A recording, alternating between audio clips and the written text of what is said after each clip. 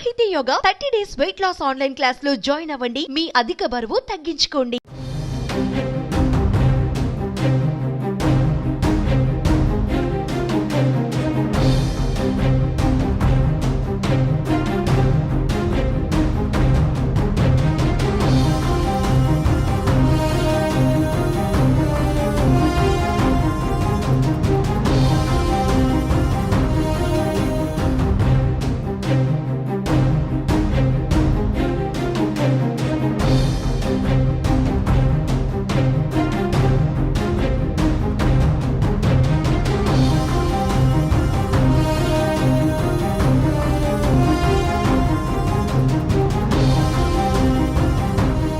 మొన్న మీర్పేట్, నిన్న న్యూ మలక్పేట్ భర్తల దాడిలో భార్యలు హత్యకు గురయ్యారు.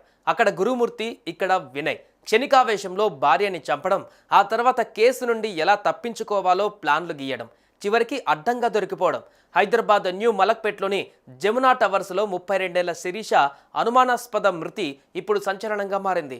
తల్లిదండ్రుల ప్రేమ ఎలా ఉంటుందో తెలియని శిరీష ఏరి కోరి ప్రేమించి పెళ్లి చేసుకుంది. కానీ భర్త అనుమానంతో ఆమె జీవితం విషాదంగా ముగిసింది. న్యూ మలక్పేటకు చెందిన సింగం వినయ్ కుమార్, శిరీష దంపతులు జమునా టవర్లోని ఫ్లాట్ నెంబర్ 106లో ఉంటున్నారు. 2017లో ప్రేమించి పెళ్లి చేసుకున్నారు. వీరికి 5 ఏళ్ల కూతురు కూడా ఉంది. శిరీష ఓ ప్రైవేట్ హాస్పిటల్లో నర్సుగా పనిచేస్తుంది.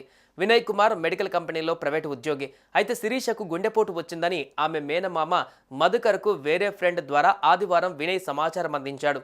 మధుకర్ ఇంటికి చేరుకునే లోపే శిరీషను వినయ్ కుమార్ హాస్పిటల్కు తీసుకువెళ్లాడు. అప్పటికే ఆమె చనిపోయిందని డాక్టర్లు చెప్పారు. ఆ వెంటనే శిరీష డెడ్ బాడీతో వినయ్ కుమార్ అంబులెన్స్లో సొంతూరైన నాగర్ కర్నూలు జిల్లా దోమలపెంటకు బయలుదేరాడు. మధుకర్ జమునా టవర్స్లోని ఫ్లాట్కు వెళ్లేలోగా శిరీష చనిపోయిందని తెలిసింది. శిరీష డెడ్ బాడీ చూపించకపోవడంతో మధుకర్కు ఎక్కడో అనుమానం మొదలైంది. వెంటనే చాదర్ఘట్ పోలీసులకు సమాచారం ఇచ్చాడు. వెంటనే స్పందించిన పోలీసులు సీసీ కెమెరాల ద్వారా అంబులెన్స్ డ్రైవర్ నెంబర్ సేకరించి ఫోన్ చేసి డెడ్ బాడీని వెనక్కి తీసుకురావాలని చెప్పారు. డ్రైవర్ వెనక్కి వచ్చాడు. శిరీష డెడ్ బాడీని పరిశీలించిన మేనమామ మధుకర్ ఆమె ముఖం, మెడపై గాయాలు చూశాడు. వెంటనే మధుకర్ పోలీసులకి చెప్పాడు. మేనమామ ఫిర్యాదు మేరకు శిరీష మృతిని పోలీసులు అనుమానాస్పద కేసుగా నమోదు చేశారు.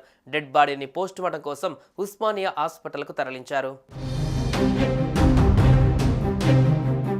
శిరీషను వినయ్, అతని కుటుంబ సభ్యులే చంపారని ఆమె మేనమామ మధుకర్ ఆరోపించారు. శిరీషను వినయ్ కుమార్ ఎప్పుడు వేధించేవాడని చెప్పాడు. శిరీష ఎవరితో ఫోన్లో మాట్లాడినా అనుమానించేవాడని అన్నాడు. శిరీష పేరెంట్స్ చిన్నప్పుడే చనిపోయారని, ఓ రిటైర్డ్ ప్రొఫెసర్ ఆమెను దత్తత తీసుకొని చదివించారని చెప్పాడు. ఉస్మానియాలో ఏఎన్ఎం కోర్సు పూర్తి చేసి ప్రైవేట్ హాస్పిటల్లో నర్సుగా పనిచేస్తుందని, అయితే అక్కడ పనిచేసే వినయ్ అక్క సరిత ద్వారా శిరీషకు వినయ్తో పరిచయం ఏర్పడింది. అది కాస్త ప్రేమగా మారిందన్నారు. చివరికి 2017లో పెళ్లయిందన్నారు. కొంతకాలం బాగానే ఉన్నా ఆ తర్వాత అనుమానం పెరగడంతో గొడవలు మొదలయ్యాయి అని చెప్పుకొచ్చారు.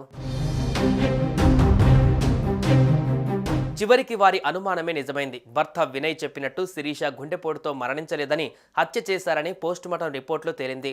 ఆమె హత్యకి సంబంధించిన కీలక విషయాలు పోస్టుమార్టం రిపోర్టులో వెల్లడయ్యాయి. శిరీష మృతదేహాన్ని ఉస్మానియా ఆసుపత్రిలో పోస్టుమార్టం నిర్వహించారు. ఈ రిపోర్టులో శిరీషది సహజ మరణం కాదని, హత్య చేసినట్టుగా తేలింది.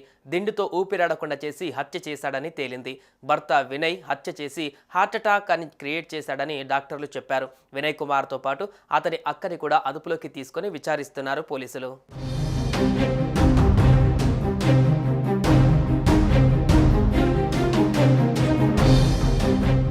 సుమన్ టీవీలో మీ పర్సనల్ అండ్ బిజినెస్ ప్రమోషన్స్ కోసం కింది నెంబర్కి కాంటాక్ట్ చేయండి.